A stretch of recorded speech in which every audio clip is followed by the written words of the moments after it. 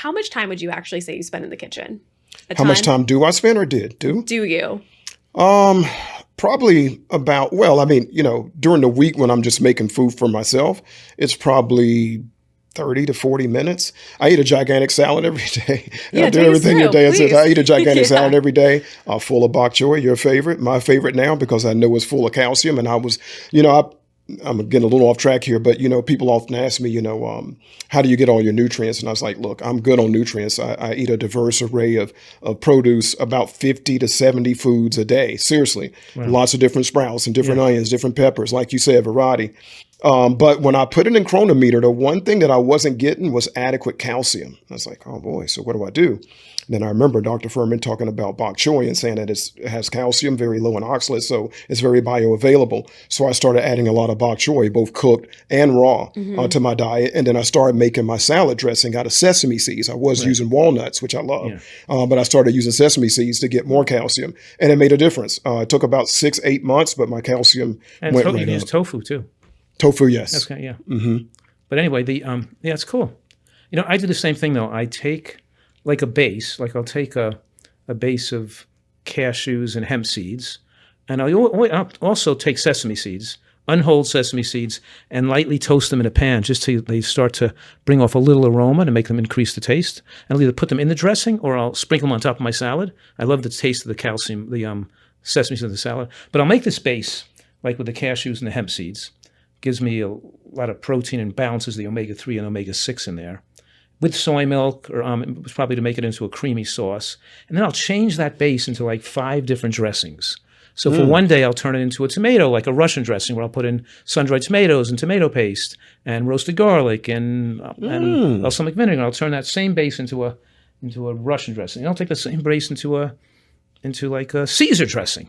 I'll put in nutritional yeast, and I'll put in, garlic flakes, and I'll put in a little bit of cumin. So then I'll turn that into I can turn that base into a orange sesame zinger, and I can put an orange in the base with toasted sesame seeds and make a fruity base. Like an orange. You call it an orange sesame zinger? Or you mean salad dressing? I'm talking about salad dressing. Oh, okay. I usually make the Is zinger a real word too? Yeah, well, it's something that's called the orange sesame dressing, right? Because I know you make that. Yeah, but I use the secret ingredient is the blood orange vinegar blended with the orange and the toasted and even though I'm putting sesame seeds in the base, I'm leaving half the sesame seeds on the side to sprinkle on top of the salad. Well, then you can put either strawberry, orange slices, and pomegranates.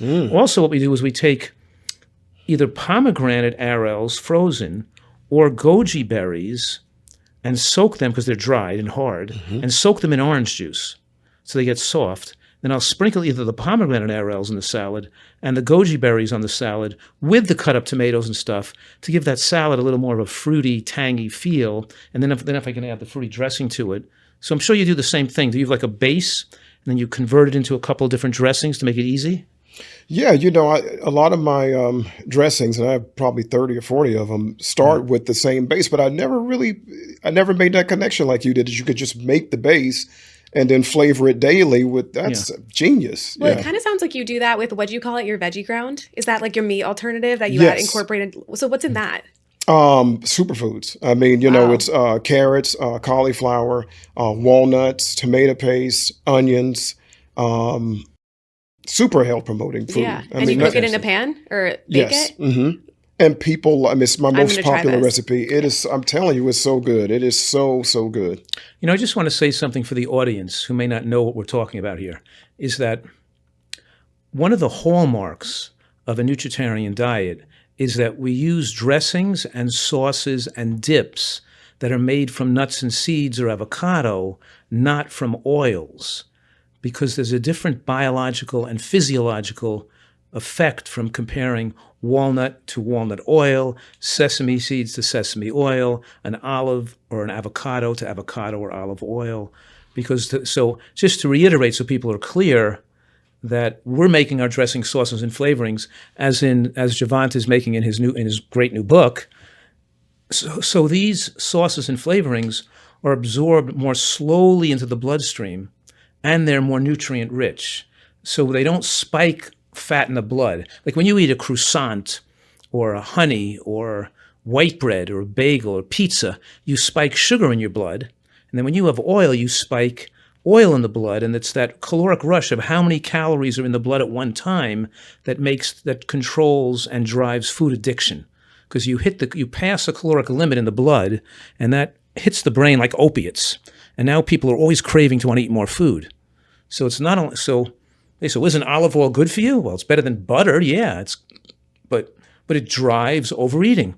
So when we're getting nuts and seeds, which contain sterols that lower cholesterol, that lower prevent cancer, and stanols that lower cholesterol, and fibers and lignans that prevent cancer, and they have beneficial fatty acids to protect the heart against arrhythmia, and they reduce your appetite and craving for food. So the secret here we're talking about, just so people are aware, is we creatively making great dressings and sauces by not just frying everything and putting oil. We're actually using the whole nut or seed. Absolutely.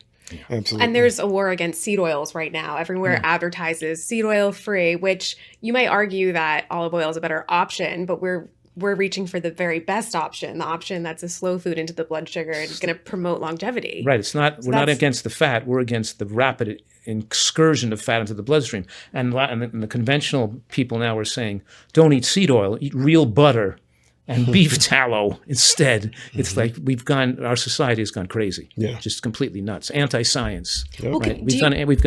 We've become more anti-science, and the internet has allowed some of these anti-scientific and nonsensical viewpoints that can damage people's health to flourish. It's hard to be right? Hard to be a voice when there's so many crazies out there. That's right. Well, because they'll also point to a research study that doesn't really make sense, but just because it lives or has a name, or that they're misinterpreting it. Yeah, people don't know how to review science and interpret studies to know what's real or not, And they're aware of that. When I say these big corporations and people with agendas, and they want to create misinformation and make people just throw their hands up and say, I don't know what's what. I'm going to eat what I want to eat because this person says this and he's a doctor. This person says this, he's a doctor.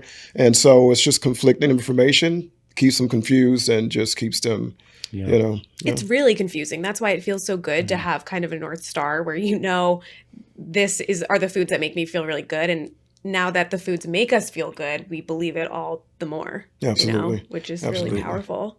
Back to that question about the salad base, give us a couple of your suggestions for like your most favorite salad dressings, let's say, that fit those criteria. And what's in your salad that you're eating at the moment? Because I give a few of mine, so maybe give a few of yours. Right, yeah.